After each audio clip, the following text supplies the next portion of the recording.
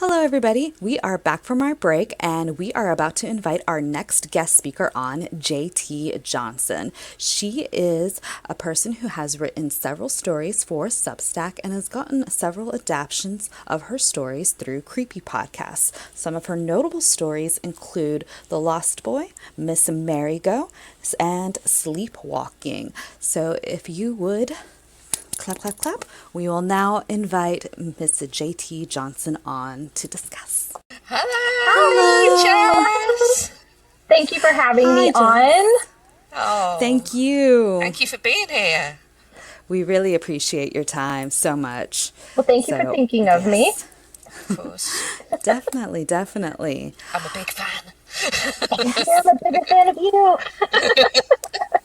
We're all big fans. I have a That's howl. everywhere. All right. Would you like to go ahead and get started? Just jump right in. Yeah, sure. And Okay. I'm just curious about how you started with your writing journey, because I know you are multi-talented. You do so many things, but I'm Yes. really intrigued about where the writing started and how that came into play. Actually, writing was the first thing I was really creatively into from a very young age. I actually have one of my first stories ever written, called The Horse Oh, on Greenfield. As you can see, I did my own artwork. Oh, So, wow. yes, it is. Writing has definitely been a part of my life from very early on. So it's just something I've always enjoyed. I liked scaring my friends in elementary school to high school. It's just been a very crucial part of who I am. what are your favorite horror elements that you like to use in your stories that maybe scare your friends, scare yourself, or whatever it is? I really enjoy scary children. That was kind of the basis from the very beginning. I think you can even go back to maybe be inspired by Gage from Pet Cemetery. I mean, that really struck me when I was little. And so with my writing, you kind of do notice there is a theme, and I almost feel like I get stuck in it sometimes, but I enjoy scary children. Like, I just think kids in general can be so creepy because you don't expect them to be.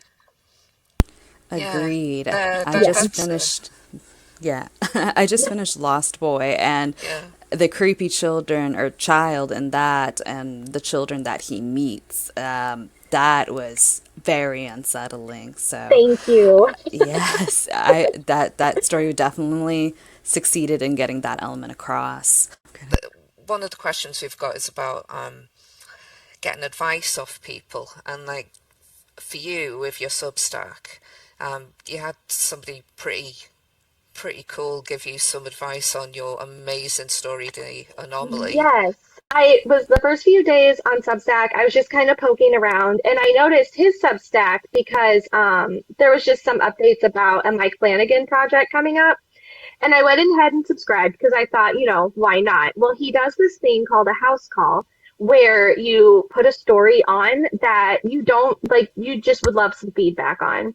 And ironically, I was the first house call he ever did. And it was really cool to have somebody who is such an established author read your story and then literally piece by piece kind of give advice and just like how you could tweak it, what he liked, what he thought could be changed. And overall, he actually really enjoyed the story, which was a pretty cool thing to hear from somebody who Yeah, is so yeah. well known. So, but yeah, that was pretty awesome, especially getting some like insights on how do you make your first paragraph hook better, because that's really what will make a reader want to stay or want to go. So, yeah, It's a great story. thank you. I really love that story. Yeah, So, yeah, me too. I also love that story a lot, and thank yes, you. that is so cool, endlessly cool that the author of Fight Club did reach out and give you I feedback. agree. I agree. Yeah. And he seemed to really enjoy it as well. Yeah, So, yeah, yeah. yeah. That kind of leads me back to when you mentioned he was talking about your first paragraph and things like that. I kind of wondered about how do you take an idea or where you get your ideas and then transform them along the way to get to them to the point where they are workable plots, drafts, outlines, something that is no longer just an idea in your head. Okay. So, a lot of times for me, my ideas hit me when I'm driving, which is a lot. I have 5 kids, so there's a lot of going and coming from school and pickups and stuff like that. Um, so a lot of times I'll be driving and an idea will kind of come to me. And in some cases, it will just kind of come and go, and I don't even get to write down my ideas. But other times I'll kind of just like pull out speech to text on my notes and I'll just kind of like do a quick, like outline of this idea that came to me. That's actually what happened with my story, Miss Mary Go. Is my daughter was talking about imaginary friends, and I said, I'm big on I don't like imaginary friends. They creep me out. Again, creepy kids having creepy things. And I was like, we don't really do imaginary friends. But then this idea came about, okay, well, if you're a grown up and you forgot about this horrendous imaginary friend. And so I think we were in line to drop off at school and I was just like fervently like texting it down, like this idea. So a lot of times they come to me and I just have to write it down somewhere and then I try and circle back later. And I don't outline anything. I kind of just like throw myself at the keyboard and see where it lands. Yeah, yeah. Yeah. I It like works that. that It's, sometimes, yeah. yeah. Yeah. Yep. Whatever works, yes. Exactly, I yeah. like that on the go idea. Just get it on Yes. out there. Yep. That Yep. is really cool. Really cool. All right. So next up, Lysol, did Um, you? yeah, it sort of ties into that whole school thing is about daily commitments and how you fit writing in around that because you're so busy. How do you fit in all these little things to be able to have a session at the computer and get something down? One thing that really did change, and that's funny that you asked that, is last year I did the audiobook of On Writing by Stephen King, which is a great book, especially if you're just looking for advice from somebody who obviously made his life out of writing. And he has a rule you have to do 2,000 words a day minimum. And it doesn't matter if it's all at once or if it's this, but his rule is at a minimum get 2,000 words a day done. And that really did kind of change my perspective on how and when I get writing fit into my schedule. So now, even if it's kind of broken up in between like working or doing what I do and then in between lunch I might try and get down 500 to 1,000 words and Yeah. then like after dinner before baths before bedtime I try and get in a little bit more. It's just giving yourself a goal at the bare minimum 2,000 words and then if you do more great but if you don't at least you got that much done, and You so got that's kind some. of a rule I've implemented. Cool.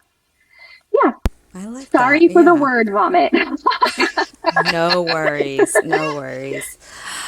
I think that's really cool that you found a way to interweave writing Yeah. into your daily life.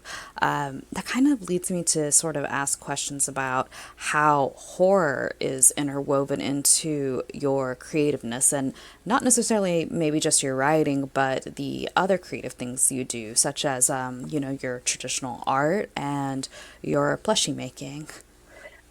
I've always enjoyed the elements of horror. I think it just inspires me creatively speaking. And horror doesn't always have to be gory and, scary and just reactive.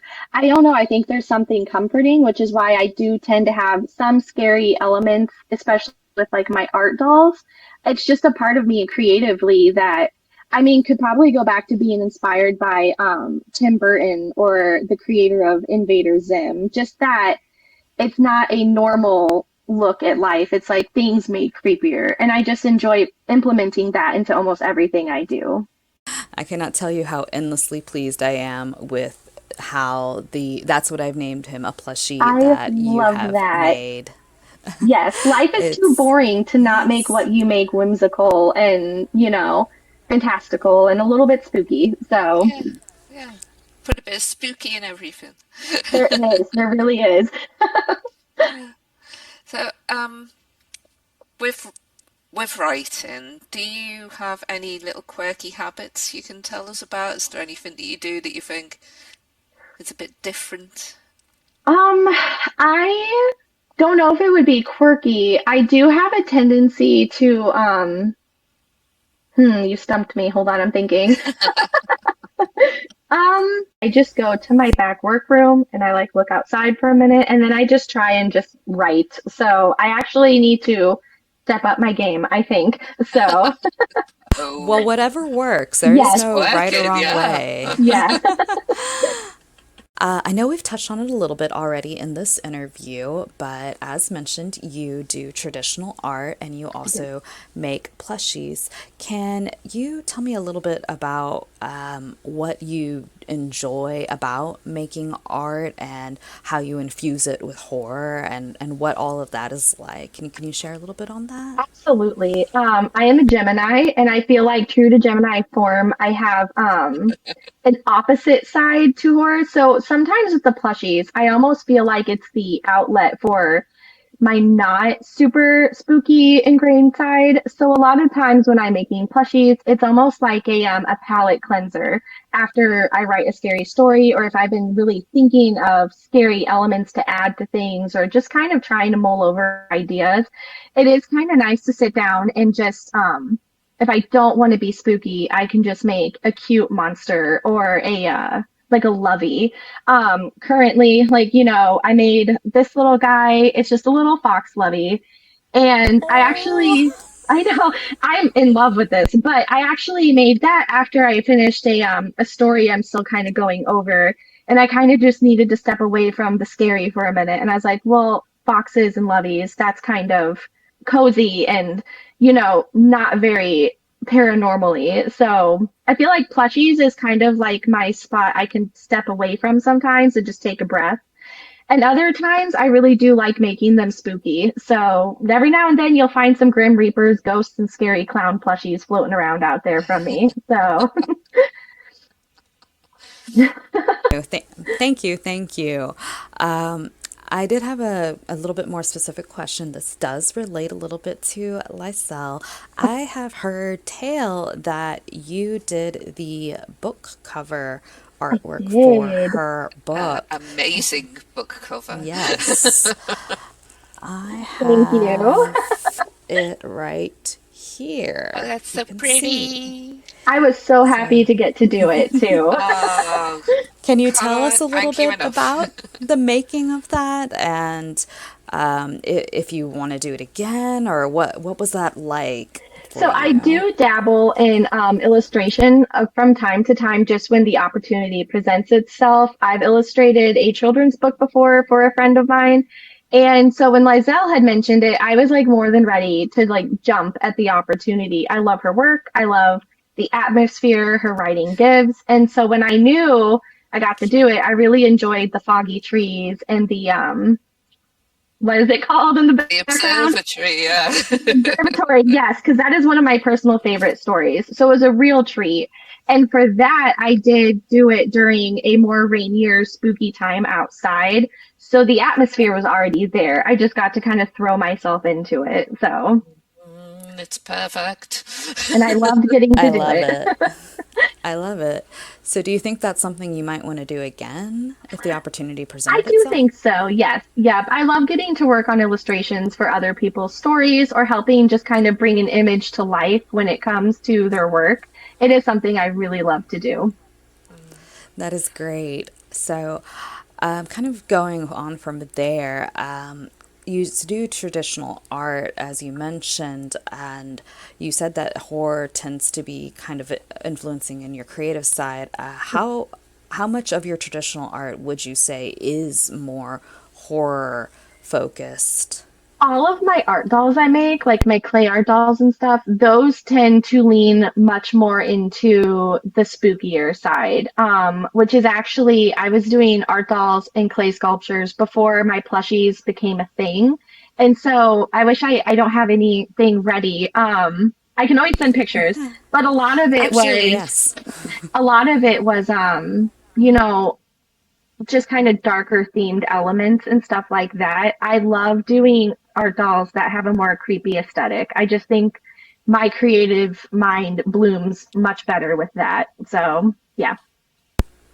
All right, thank you. And yes, I'm thinking that it would be cool to have some pictures. Okay, Yeah, yeah. yeah. Yeah, yeah. Going from there, do, do, do, do, do.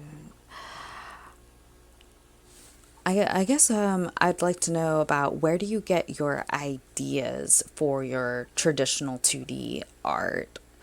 Okay. Is it for? I'll let you go. Oh, no, go ahead. I am so sorry. Okay, sorry. So, when you get your ideas for your traditional 2D art, is it for, are you, trying to make art for a story? Is it just for yourself? Where do those ideas kind of come from? It usually is for myself. And a lot of the times being outside really plays a factor. I love being outside. We have woods at the back of our property, walking around in the woods. It just tends to really help me like come up with ideas that I want to make with my hands. So yeah, yeah. But a lot of it is just for me and getting this idea out of my head and into my hands. And sometimes it surprises me what ends up happening because not everything turns out like you think it will. I like that. I like that a lot. So you definitely seem like someone who's creative, who just has this idea and takes it, and I want to manifest it. I want to Yes. make it real, and I love that. That is Thank so you. wonderful. I am very All right. lucky. Yeah. So all right, we have just a little over 5 minutes left. Lysel, do you have any wrap up final questions that you would like to ask? Um, I think something that I was curious about with you being on Creepy a few times, if there was something that you stood out to you as a favourite, one of the adaptations. Um, I've had a few, and they are such a great podcast with a team of amazing narrators. I really loved the adaptation for The Lost Boy. I just was blown away with how that came out. That was probably one of the coolest adaptations I've gotten to hear. The narrator really captured like the soul of the story. Um, And I also really liked how they adapted my sleepwalking story as well. The narrator really captured like the tenseness and the questioning and is this happening and what is this? So yeah. yeah, I listened to Family Tradition today. Um, and that is so scary. Thank you. Just what would you do in that Agreed. situation? It's insane. No. I love it. Oh, Thank she's you so so much. nice, and she comes out with these terrible things. Terrible thing. That's my favorite thing is people are like, you don't look like you like scary stuff. You're And so I'm like, I sweet. love scary stuff. So I love it. I love that so I love that. much. thank you. All right. I guess let's since it is a World Book Day event, I am a little bit curious. Do you have a favorite horror book, or perhaps a book in general? Doesn't necessarily have to be a horror that you like and is your favorite. Um, and I know it is so cliche to say, I am a very big Stephen King fan. Primarily his short stories though. So Skeleton Crew tends to be one of my favorite go-tos for just if I need to read something I'm familiar with and that I enjoy. And also I love Lysel. So I love her work as well. So yes, yep. I didn't tell her to say that. So, It's also okay if it's true. it is true. Also, because I feel like, we do get caught up in only these well-known authors getting, call outs and stuff. And so I do also try and find authors and, maybe not as well-known stories to read and stuff like that. So I do try and keep an eye out and stuff, which I found that like podcasts really do help. introduce you to Yeah, authors you may not have known about. So, like Manon Lysette and Marcus Demanda. Oh, I could just read their stories yeah, nonstop. So, yeah. yeah. All right, well, thank you. I guess I wanted to ask another kind of quick question before we try to wrap things up. So, as someone who has experienced, written a lot of horror and did it in different kind of forms, have you ever experienced an unexplainable event, paranormal, or whatever you may call it, just something that was unusual that you couldn't explain? I actually grew up in a very haunted house.